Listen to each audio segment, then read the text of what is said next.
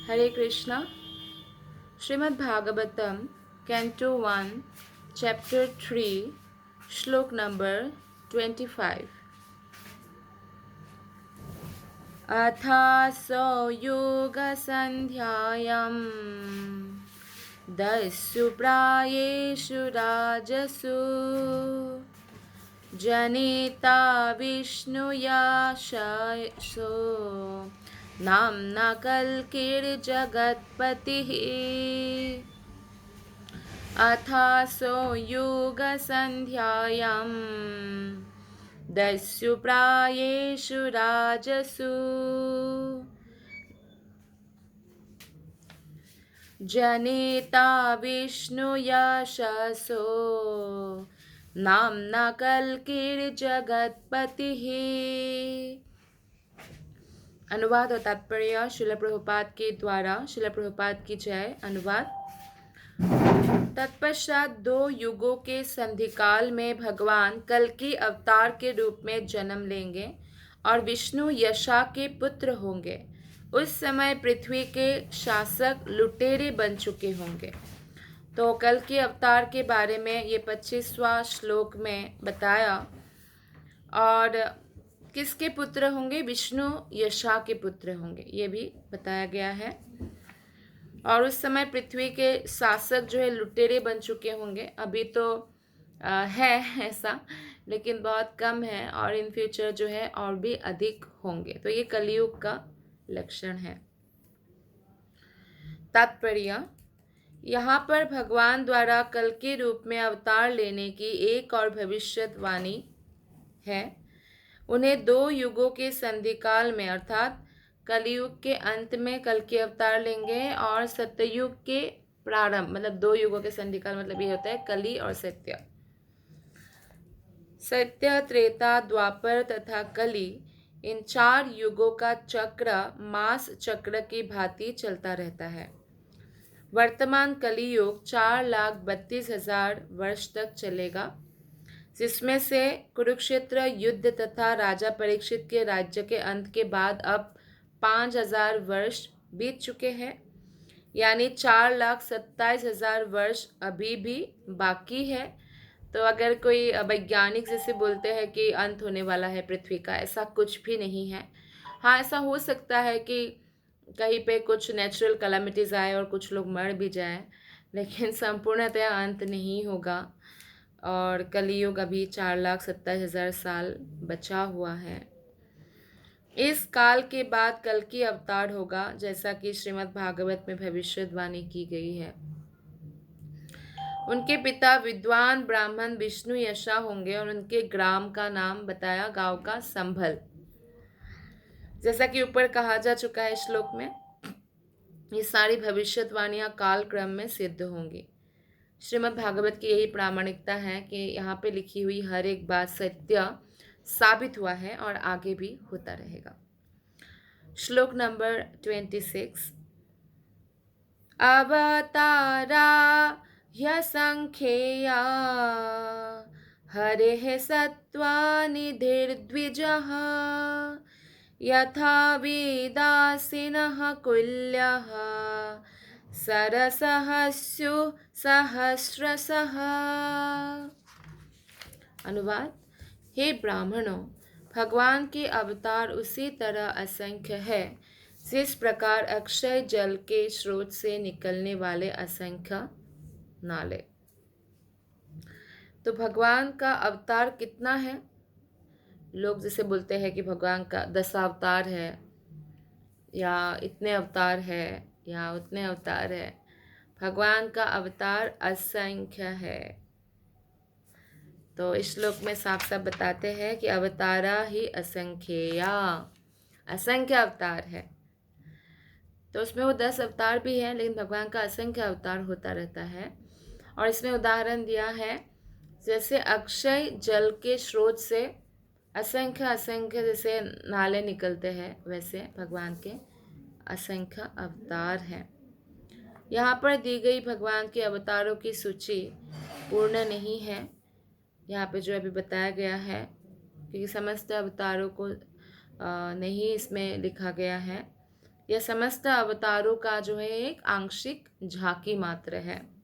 जो भागवतम में अवतारों के बारे में वर्णन किया गया है, अन्य अनेक अवतार है भगवान के, जैसे श्री हयग्रीव, हरि, हंस, कृष्णगर्भ, विभु, सत्यसेन, वैकुंठ, सार्वभौम, विश्वक्सेन, धर्मसेतु, सुधामा, योगेश्वर, बृहदभानु तथा प्राचीन युग के अन्य बहुत सारे अवतार हैं भगवान कृष्ण के। तो श्री प्रहलाद महाराज ने अपनी स्तुति में कहा है, हे प्रभु, आप अपने भक्तों के पालन तथा अभक्तों के संहार के लिए उतने ही अवतार धारण करते हैं जितने कि जलचर, वनस्पतियाँ, सरीसृप, पक्षी, जंतु, मनुष्य, देवता आदि योनियाँ हैं। तो भगवान कृपा करने के लिए अलग अलग योनियों में भी अवतार लेते हैं। जैसे मत्स्य अवतार भी है, मछली, कच्छप, कछुआ का अवतार है, वराह अवतार है। तो भगवान अनेक योनियों में भी अवतार लेते हैं और समस्त प्राणियों का जो है उद्धार करते हैं। इस प्रकार भगवान, इस प्रकार आप विभिन्न युगों की आवश्यकता अनुसार स्वयं जन्म लेते हैं। आप कलियुग में भक्त के वेश में अवतरित हुए। भक्त के वेश में कलियुग में चैतन्य महाप्रभु के रूप में आज से 500 साल पहले भगवान श्री कृष्ण प्रकट हुए। भागवत तथा अन्य शास्त्रों में ऐसे कई स्थल हैं जहाँ चैतन्य महाप्रभु के रूप में भगवान के अवतार का स्पष्ट उल्लेख हुआ। हमारे वेदों में, हमारे पुराणों में, भागवतम में तो है ही। 500 साल पहले जो चैतन्य महाप्रभु स्वयं कृष्ण है, जो भक्त रूप में आए, हरि नाम का प्रचार किया, हरे कृष्ण महामंत्र का, तो इसका स्पष्ट उल्लेख है किस प्रकार गंगा के तट पर और किस नवद्वीप में ही, और माता पिता का नाम क्या होगा, और सब कुछ वर्णन है। सन्यासी होंगे, जगन्नाथपुरी रहेंगे, सब कुछ साफ साफ वर्णन है, स्पष्ट। इसलिए कलयुग में अगर कोई बोलते हैं कि मैं भगवान का अवतार हूँ, तो हमें तुरंत नहीं मानना चाहिए, क्योंकि कलयुग में जो अवतार के बारे में हमारे शास्त्र में वर्णन है ऑलरेडी। और चैतन्य महाप्रभु को जो नहीं जानते हैं, इसका मतलब ये नहीं कि वो भगवान नहीं है। गौड़ीय वैष्णव जानते हैं, और शास्त्र में भी जो प्रमाण है, इवन वायु पुराण, गरुड़ पुराण, समस्त पुराणों में, लगभग सभी पुराणों में चैतन्य महाप्रभु के आने के संकेत है और स्पष्ट संकेत है। तो ब्रह्म संहिता में भी अपरोक्ष रूप में कहा गया है कि यद्यपि भगवान के अनेक अवतार हुए हैं, यथा राम, नृसिंह, वराह, मत्स्य, कुर्मा आदि, लेकिन भगवान कभी कभी साक्षात रूप धारण करते हैं। तो ये जो भी अवतार है, कृष्ण के अवतार है, कृष्ण से विष्णु का विस्तार है। तो लेकिन भगवान साक्षात भी आते हैं, कृष्ण स्वयं साक्षात भी अवतरित होते हैं, अर्थात स्वयं कृष्ण रूप में जब वो आके लीला करते हैं धरातल पर, और स्वयं भक्त रूप में जब चैतन्य महाप्रभु के रूप में आते हैं। तो भगवान कृष्ण अवतारी है। भगवान कृष्ण या चैतन्य महाप्रभु अवतार नहीं है, बल्कि समस्त अवतारों के मूल उद्गम है। ये हमें क्लियर होना चाहिए पहले। तो इसकी स्पष्ट व्याख्या आने वाले श्लोक में भी की गई है।